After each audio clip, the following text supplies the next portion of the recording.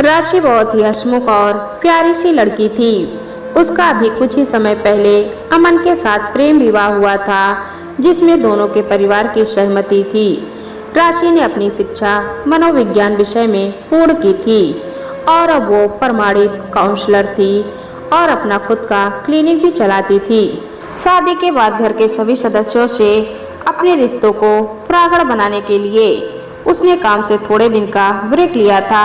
शादी के सभी कार्यक्रम सुचारू रूप से निपटने के बाद घर पर अब उसकी सास सुमित्रा जी, ससुर मनोहर जी और पति अमन और वो खुद ही रह गए थे। उसने अनुभव किया कि बाकी सब तो ठीक है, पर उसकी सासू माँ घर में सबसे अलग थलग रहती हैं। हालांकि ऐसा भी नहीं था कि वो राशि के किसी काम में कमी निकालती हों या रोक टोक करती हों, पर कुछ न कुछ ऐसा था जो उन्हें उदासीन बनाए रखता था।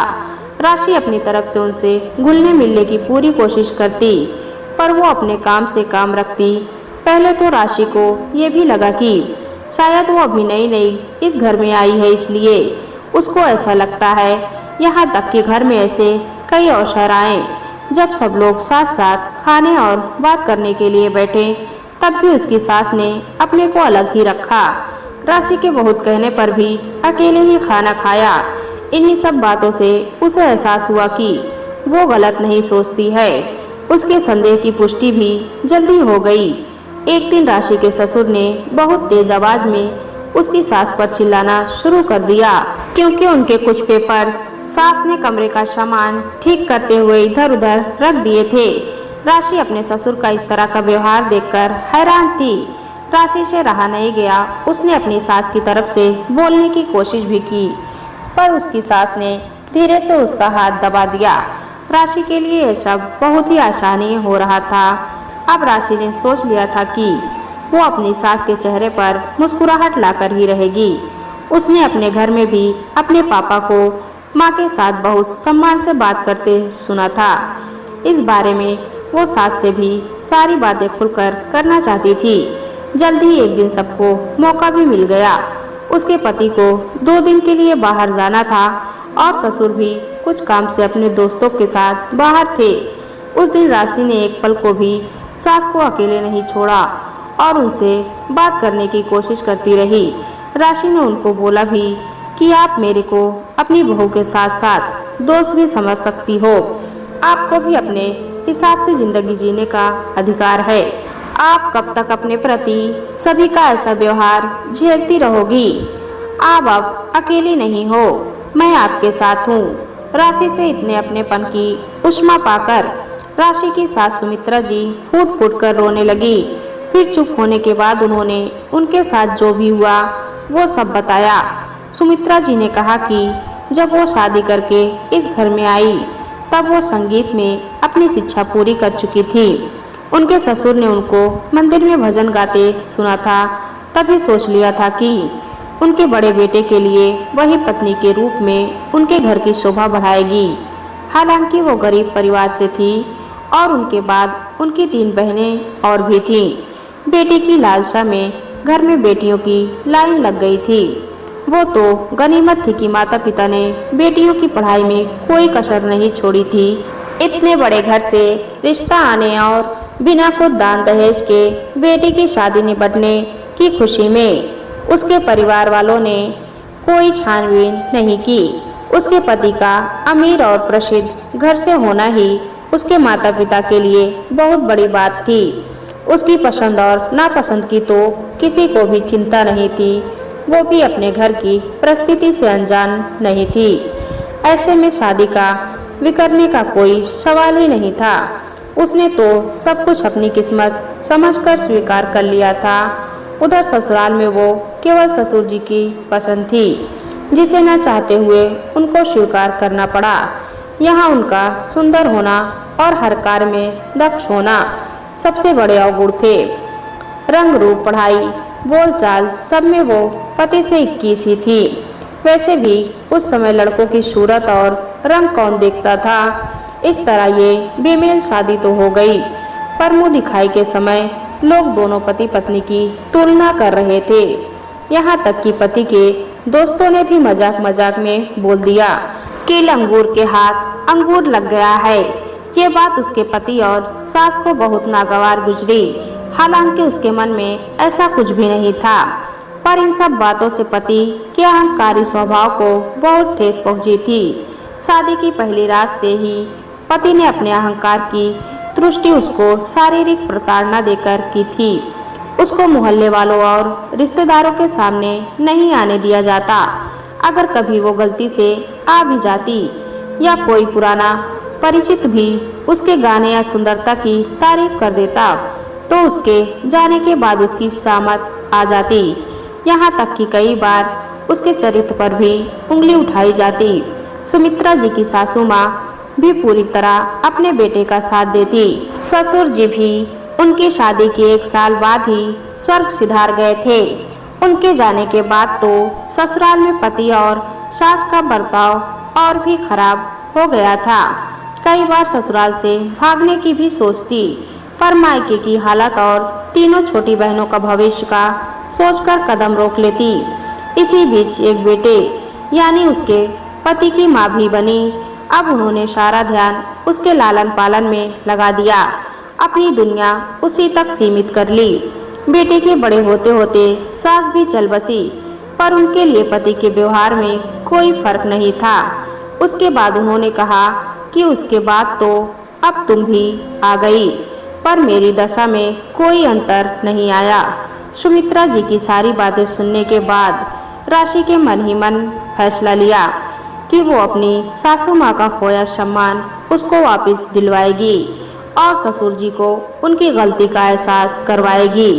उसने सुमित्रा जी से कहा, आप अकेली नहीं हो। अपने आत्मसम्मान को वापस पाने के लिए आपको थोड़ी हिम्मत दिखानी होगी। राशि की बातों से उन्हें बहुत सहारा मिला। राशि ने अमन से भी बात की। पहले तो उसने कहा कि जैसा चल रहा है वैसा चलने दो, पर राशि के आगे उसकी एक ना चली। राशि की योजना के अनुसार अमन और राशि ने अपनी नौकरी से घर की दूरी का वास्ता देकर अपने रहने के लिए अलग घर की व्यवस्था कर ली।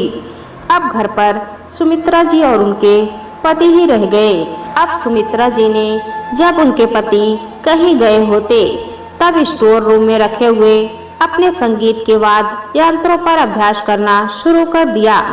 थोड़े दिन ही बीते थे। एक दिन जब सुमित्रा जी अपने संगीत का अभ्यास कर रही थी, तभी उनके पति घर पहुंच गए।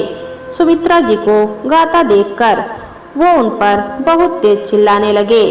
आज सुमित्रा जी चुप नहीं रही। उन्होंने भी पूरा प्रतिकार किया। जब पति ने कहा कि ये मेरा घर है, मेरी इच्छा के बिना यहाँ का पत्ता भी नहीं हिल सकता, तब सुमित्रा जी ने कहा कि ठीक है, अब मैं भी इस घर में नहीं रहूंगी। वैसे भी मैं एक एनजीओ में संगीत अध्यापिका की नौकरी देख चुकी हूँ। वहाँ पर अनाथ और बेसहारा बच्चों को रहने के लिए आश्रय भी दिया जाता है। उन्हें बड़ी उम्र की किसी ऐसी महिला की ही तलाश है जो वहाँ रहकर सब देख सके। मैं आज ही वहाँ के लिए निकल जाती हूँ।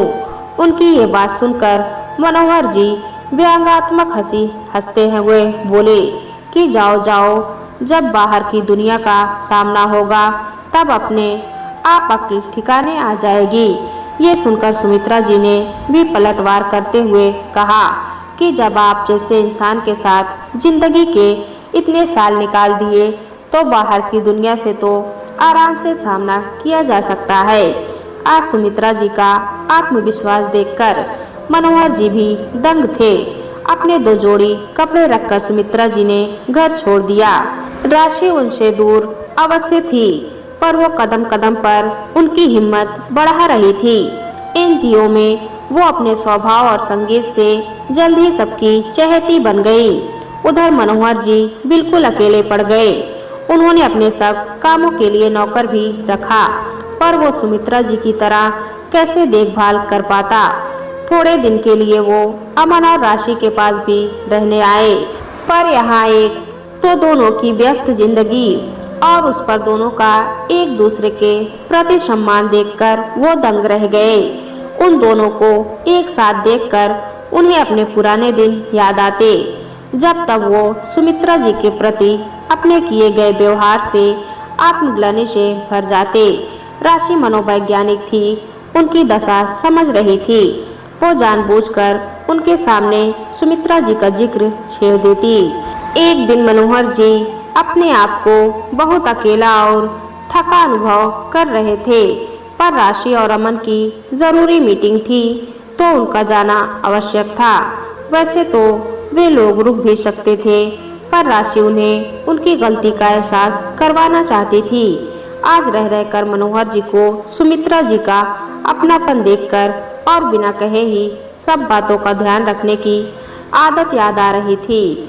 उन्हें यह भी महसूस हो रहा था कि बुढ़ापे में ही जीवन साथी की सबसे ज्यादा जरूरत होती है। शाम को राशि के आते ही वो उनके सामने बच्चों की तरह फूट फूट कर रोने लगे। उनसे सुमित्रा जी से मिलवाने की मिन्नत करने लगे। राशि का तीर निशाने पर लग चुका था। राशि और अमन मनोहर जी को लेकर सुमित्रा जी के पास एनजीओ में पहुंचे। वहां मनोहर जी सुमित्रा जी से हाथ जोड़कर अपने अब तक किए गए कृत्यों की माफी मांगने लगे। उन्होंने कहा कि मेरे पुरुषोचित अभिमान ने जिंदगी के बहुत साल यूं ही व्यर्थ निकाल दिए। इतना सब सहने के बाद भी तुमने अमन को जो संस्कार दिए उससे मेरी आंखें खुल गई।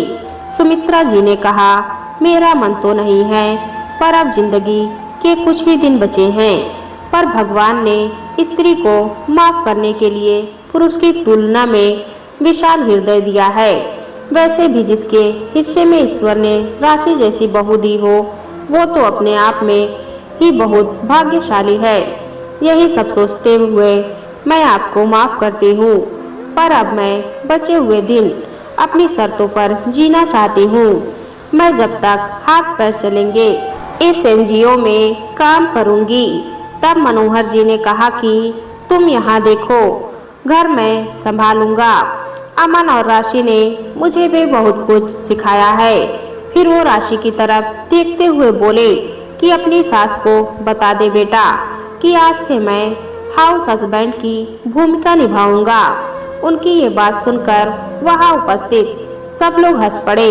सुमित्रा जी राशि को गले लगाकर बोली कि मेरे कुछ पिछले जन्म के अच्छे कर्म होंगे जो तू बहू के रूप में मिली। बस अब तो ऊपर वाले से यही प्रार्थना है कि रिश्तों की डोरी टूटे ना, हम सब ऐसे ही स्नेह के धागे से बंधे रहे। आज राशि की कोशिश कामयाब हो गई थी। उसने भी कहा, माँ ये रिश्तों की डोर कभी नहीं टूटेगी, क्योंकि आपके ही दिए संस्कार हैं जो मुझे अमन जैसा पति मिला, और अब तो आपके पास भी पापा जी जैसे हाउस हस्बैंड है। दोस्तों, कहानी अच्छी लगी तो कमेंट में बताएं। चैनल पर नए हैं तो एक लाइक और सब्सक्राइब जरूर करें।